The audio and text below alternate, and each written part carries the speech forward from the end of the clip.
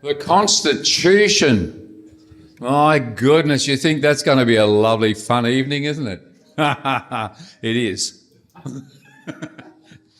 And I'm going to show you some stuff about this incredible country and this incredible document. And, really sort of wake us up to where, in fact, even our future is going once we look at this document tonight. A lot of fun. I've got here the original first printing of our Constitution. Oh, yeah, without them crossing bits out all over the place. And it starts off really powerfully. I'm going to need my glasses, but I know what it says. It says, whereas the people of these states do constitute to form a federal government. Now, the first thing I notice, it doesn't say, whereas the peoples. It doesn't say, whereas most of the people. And it doesn't say, whereas most people, except for all those little ethnic communities living in urban ghettos in the urban parts of Australia. It doesn't exclude anybody. It actually just says, whereas the people, that's us, who form this Constitution. Now, the thing is that, of course, we all probably know, it was formed under the British government. It was an act of the British Parliament. And what they did was only form another colony. Just like they wrote the legislation for New South Wales and South Australia and Tasmania and Victoria, it was the same group, the Parliament, that then said, well, we're now going to form another colony and we'll call it the Commonwealth of Australia. So there was a problem right off, but there's a context of why on earth we still remain British. Of course we did, but I'm going to get around to the context. What has happened is that since that 120 odd years ago, since we wrote that, there has been an eroding of what that document says, to such a point that what we have now is not the document and the Parliament, the government that we signed up for. Yeah, we've got a problem. And when we first started, there was 3 levels of government, and we had an executive officer, which was like, if you think about the American system, maybe you've got a president, a legislature, and a court. But our executive section doesn't exist or operate. It exists, but it doesn't operate. Let me give a bit of background in this. I think it's about, let me see if I got a date here. No, it's about 1215. Let me go with that one.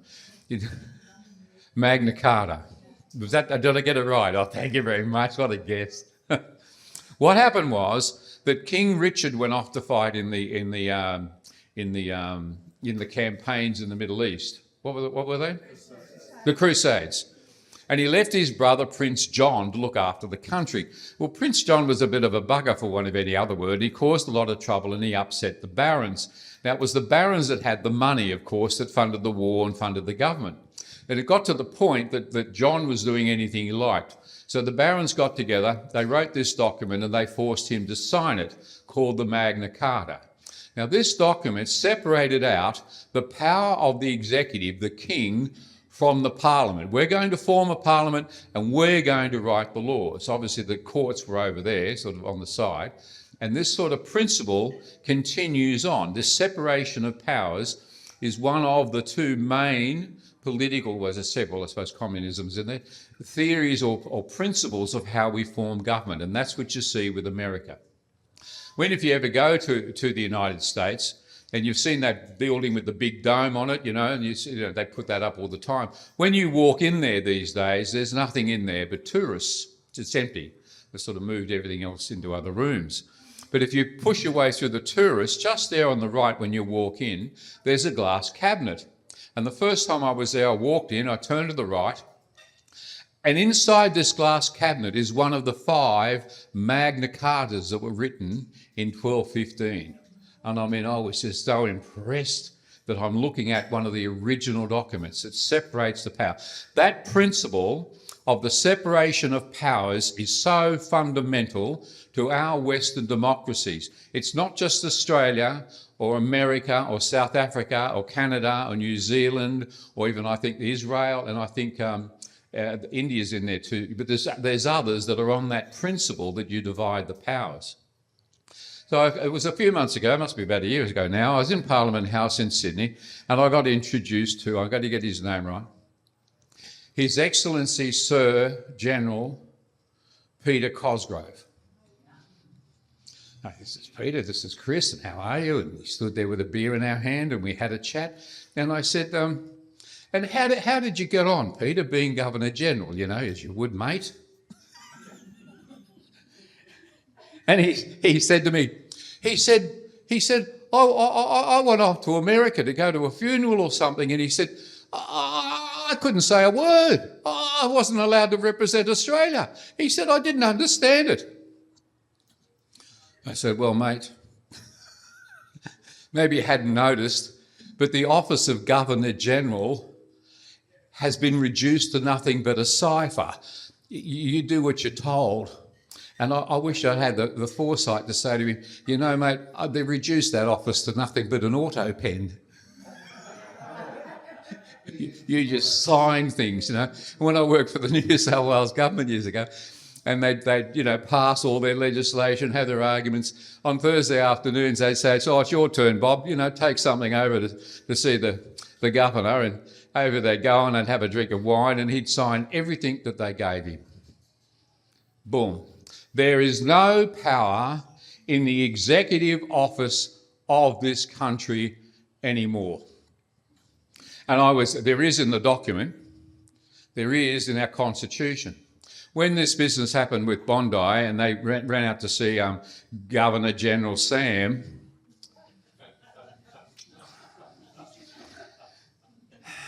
and they said, Sam, I understand you've been getting calls to dismiss the Prime Minister because he's such, think of a word, pathetic individual that he won't do anything. Oh, she says, I don't have any power to dismiss the Governor General. I mean, I haven't read the Constitution. I just am a social worker. I listen to people tell me about all their problems, and, you know, I go home taking in all their pain. And I couldn't believe that this woman did not know the Constitution. Were you alive when Kerr decided that he'd had enough of Whitlam, and he just said, I'm giving you the sack? And I'm giving you the sack for these reasons. It's in the letters patent, boom, boom, boom, that the Queen said I can do it. And it's in the Constitution, clause 1, 2 and 6. Bang. And he was out the door. Well, may you say, God save the Queen, because nothing's going to save the Governor General. That was all hot air, wasn't it? Because he had the right under our Constitution to dismiss the governor, to dismiss the Prime Minister, not be a social worker. It's absolutely ridiculous. But that's where even the intelligence has gone, that we understand our country is no longer got an executive office. Now, I don't know what I've got here in points, so I'm just going to tell you what I've got anyway. In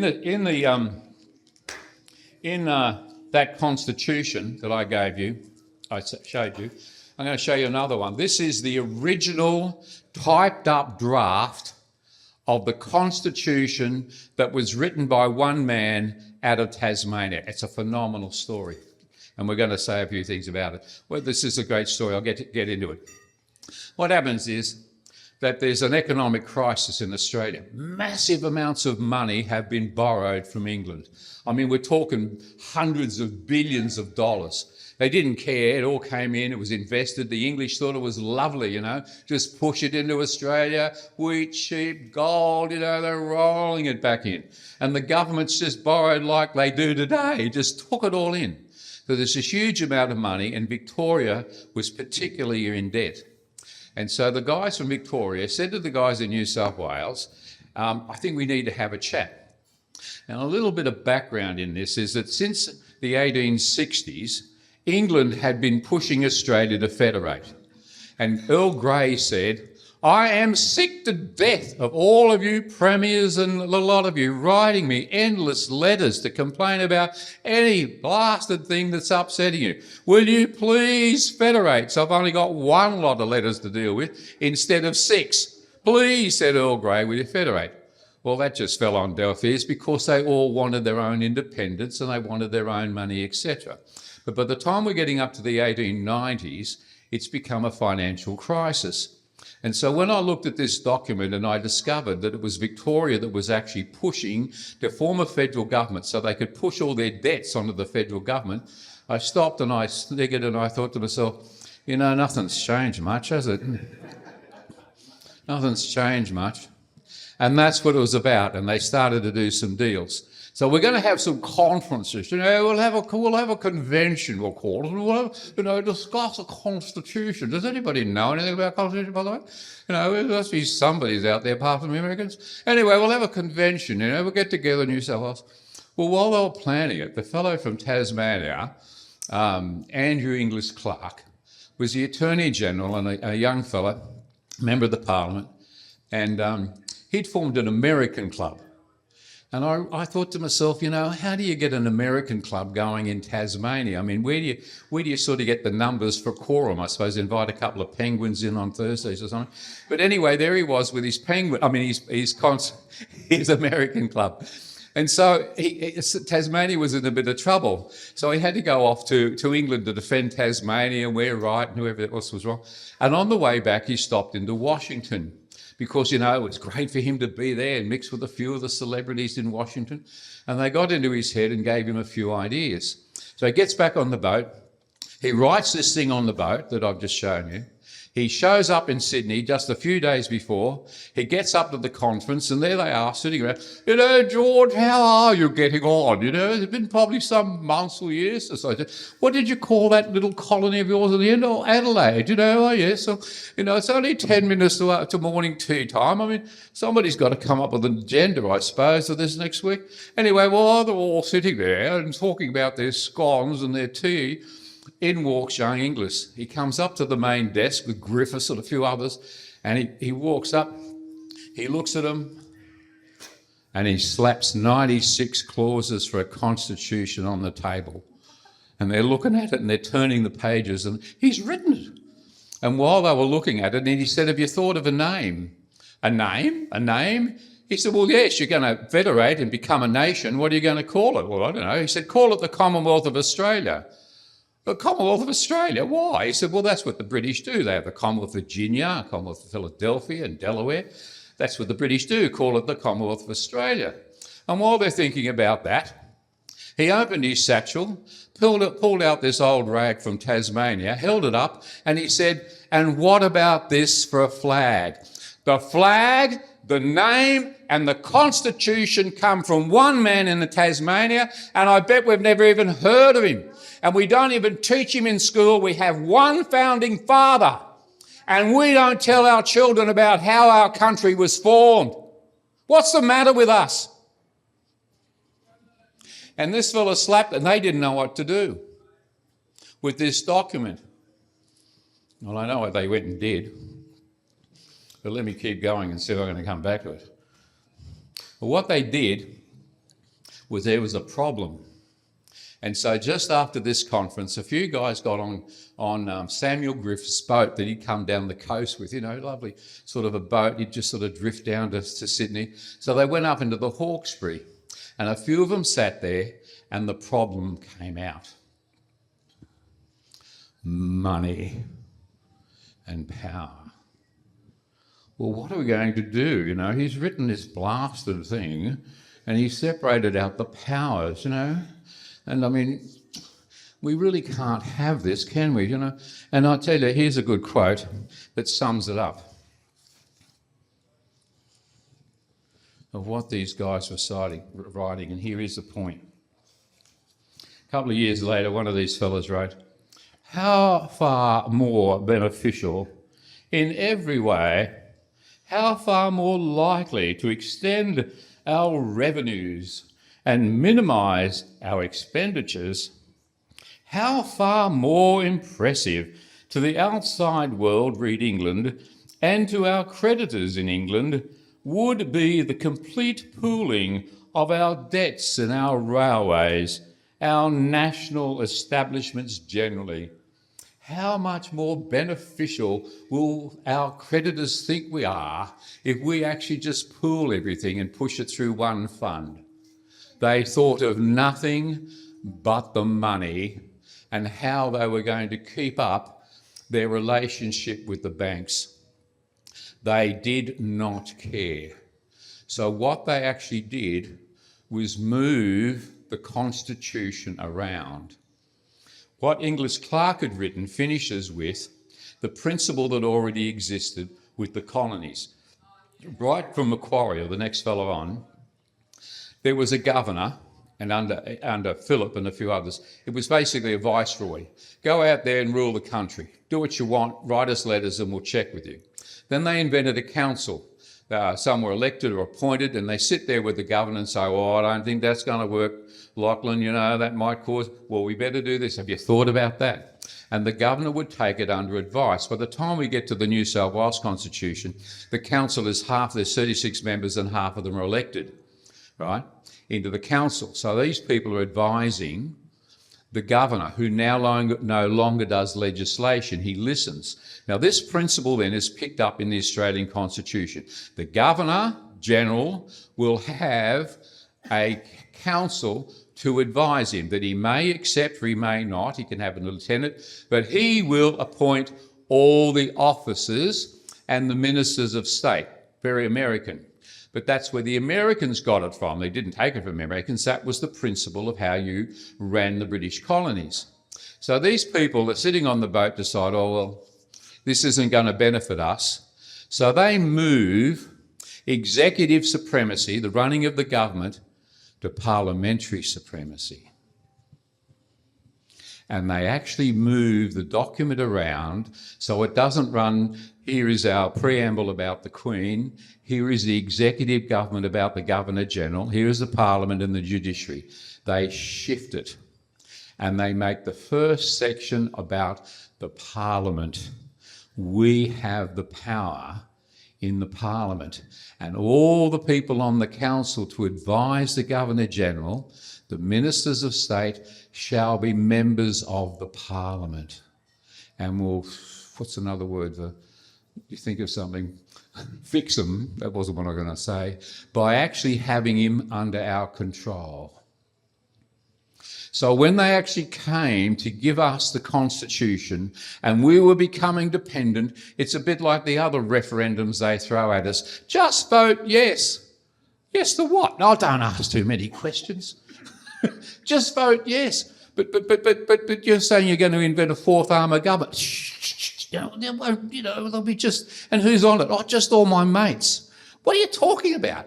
So you can hear that this just vote yes stuff is just rubbish. And so people didn't even know what was being put before them and how we had been done. Because you see, where is the problem? After they did the federation and everybody came and the massive crowds were there and everybody said, and then after the after party, the next day they sort of said, that's all very good, but how are we going to run the country? The same way we always have, haven't we? The Westminster system. But that's not the document. We'll just do it and call it convention. Convention. There is no such thing in our Constitution as a Prime Minister. It is constitutionally illegitimate. There is no such thing in our Constitution as a cabinet, and no such thing as a party. And yet these three elements are running our country. And we have replaced the power of the Prince John, with the power of the Parliament and the power of the Prime Minister. Our Prime Minister, regardless of the party, is an autocrat. He runs the cabinet, or she does, runs the Parliament, and they tell the Governor-General what to sign. Our Prime Minister can decide that he's pro-Palestinian. Our Prime Minister can decide if you're under 16, you can't have the internet. Our Prime Minister can decide what we're going to do in terms of a royal commission. It comes down to that one position, regardless of who they are. And under Morrison, when the crisis hit him, he just said, I'm going to be all of these other ministers, and took over all their jobs. We have a prince, a tyranny prince running our country that is not constitutional, and we have a problem.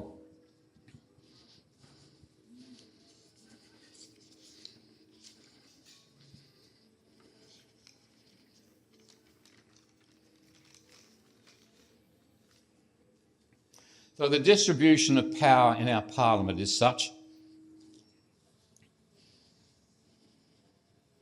that our executive office has become unfunctional, and we just run it by convention. The second thing is the distribution of power across our country. You see, we seem to think, well, we do think, that we're a sovereign country. We sort of are, but we're sort of not, because we are, in fact, legally what's called a shared sovereignty country. And that is, as I pointed out before, our states are constituted by the same body that put together the federal parliament. And they have equal legal rights as our federal government. Now, what they did in our federal government, they took the principle that the Americans have and says, that which is not given is retained. The states, if they don't give power, they retain it. And that's why in America you see the states will sue the federal government, or the states will, they've got different rights and you get different laws. But here we sort of fudge it, and we wrote in this little clause on the side that said, well, that works until the federal government says it wants to take things over. So if you take, for example, a good one is the Mabo Declaration, where there was this people in the Torres Strait, one island, who then said, well, my ancestors used to be here. Not that Torres Strait was part of Australia, I don't think, at that time. I'm not sure, it was a funny sort of a nebulous situation. And we'll have a look at it. So it made its way down to the federal courts. And in this, when they had to read this horrible 150 pages, the first 100 pages deals with the issue of terra nullius. Now, you may have heard that term before, you probably have, but very few people realise it's actually Latin. The Romans used it. It's like Paxus Romanos, or Roman, and it means terra, land, nullius, nobody rules. Not doesn't live there, nobody rules. But what the Mabo Declaration, not that the case says, it wants to say tried to say that England didn't have a right to declare Australia to be terra nullius. Well, if you did your research, it wasn't England, it was international law. There were books written on it. You couldn't just go and start a settlement or own something unless, under the Irish concept of sovereignty, you worked the land. So you had to do something. So under even the French main book on the subject, on terra nullius, then of course what it meant was you couldn't just have a military settlement and say we own it. You had to work the land and become part of it. Good concept, ancient concept. And that's why somebody was in the ruler of it, or the owner of sovereignty. So when it came to this, what they wanted to say was the rule didn't exist. Well, you haven't done your homework, so you don't know what you're saying if you're wanting to do that. So these were only judges anyway, you know. So when they got to this, what these judges should have known, if they're going to be reading Latin and knowing the law, is that terra nullius was replaced with terra regis. And nobody rules became the king's land.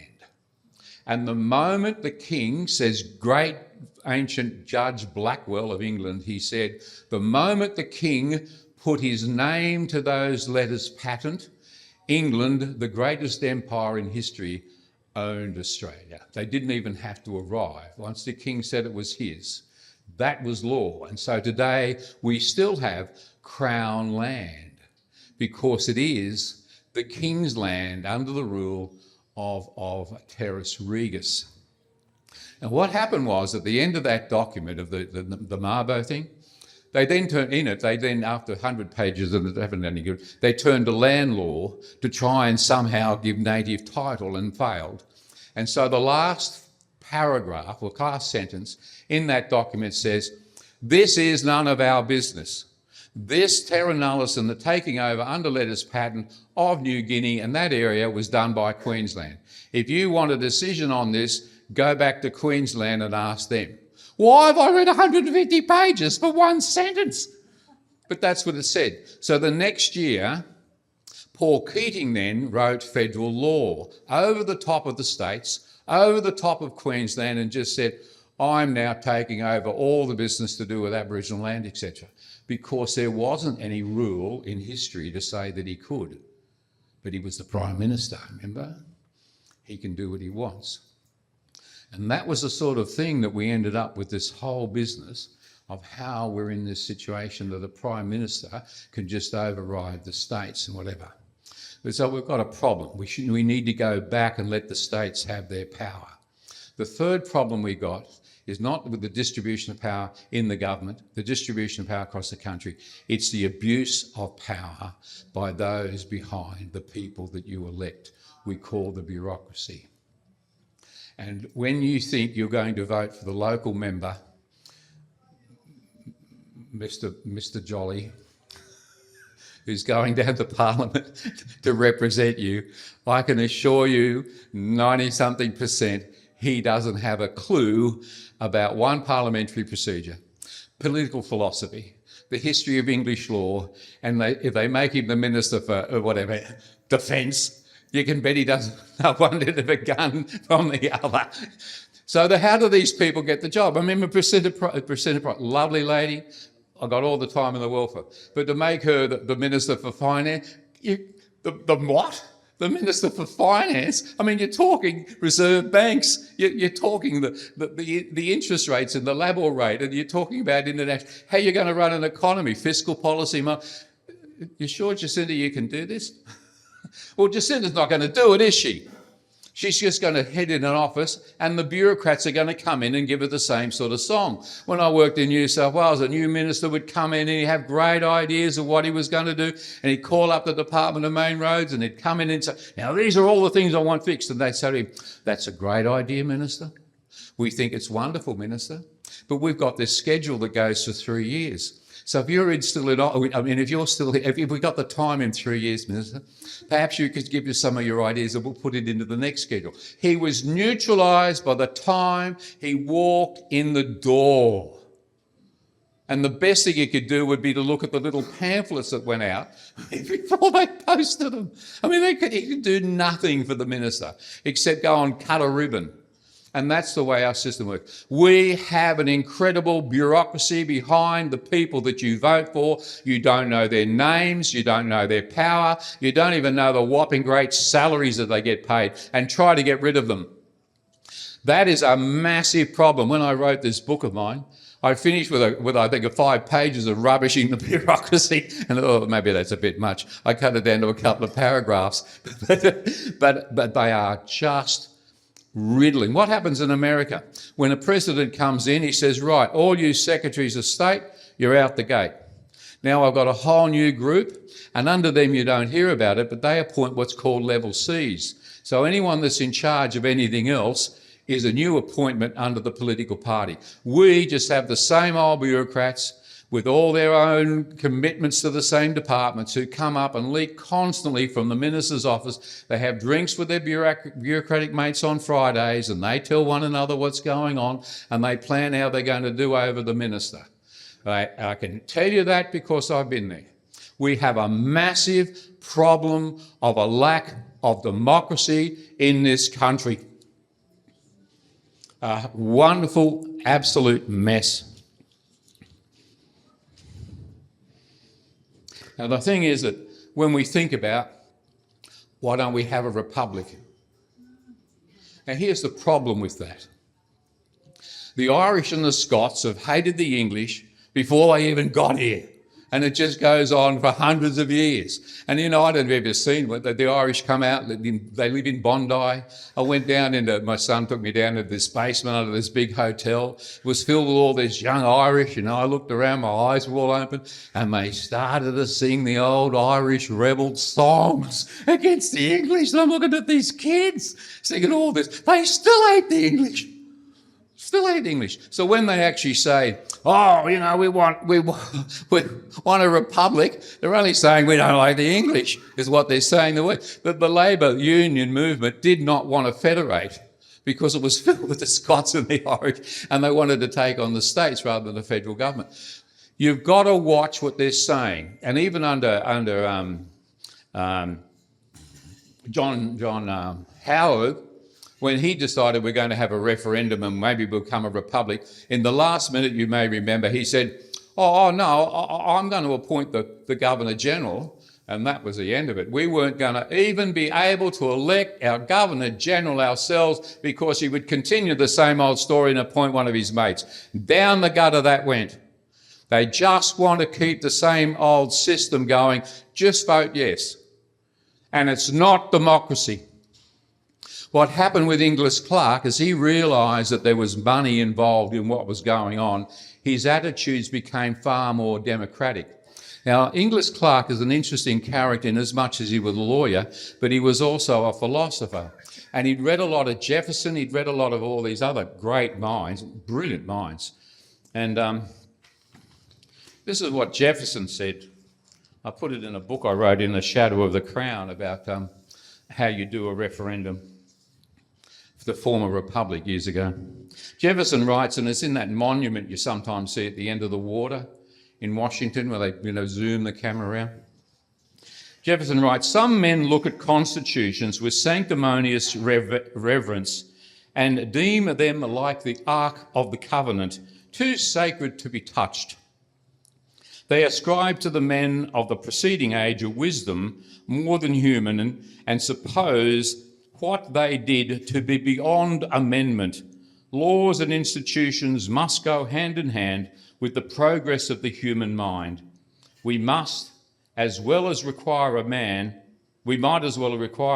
to wear the coat that fitted him as a boy, as civilised society to remain ever under the regime of its ancestors. He says it's time we grew up and were able to see that we need change. Now, in the work of Andrew Clark, he writes something similar. This is 1891. We are proud to have sprung by the same race as the inhabitants of the British Isles. I believe, however, that it is our destiny to produce a different type of manhood from that which exists in those islands.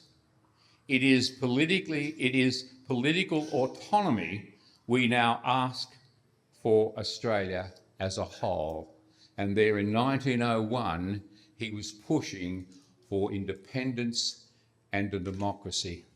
We are vulnerable to the insults against our country. We put up with people that will get into our schools and get into the minds of our children. We see the marches on the street and the idiots that would burn our flag. And I think of my fathers and their sacrifice in the Second World War. And I had an uncle that was working on the Bridge of the River Kwai, and walked out. He secretly made an Australian flag and led those poor skinny bastards out of that place under his flag. And they would be disgusted, absolutely disgusted, to see these ratbags on our streets burning our flags and criticising our country. We are vulnerable to the insults that are flung at us because we don't know our history.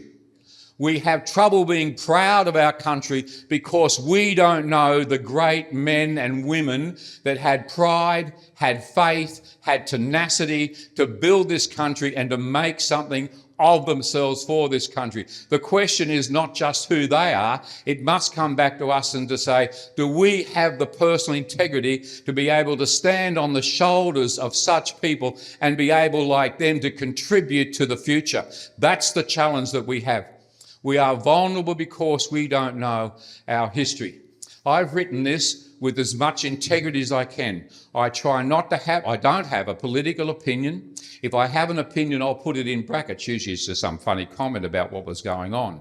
But I have integrity as an academic and an intellectual, and that book is based on the total facts as I can find them, because that's important to me. You want Australian history, fall in love with this incredible story. But we need to know our history, because at the moment we're having trouble defining ourselves as a country. And what's worse, we are now in a position where we are unable to define our country for our children. And we're letting others determine the mess that we're in. Again, why? Over money and power. And they don't care less about our country. Ladies and gentlemen, we do need change. We do need to have, firstly, an understanding of who we are, what our constitution's about, this phenomenal, and it could be even a better document if we actually made it a democracy. Thank you very much for your time.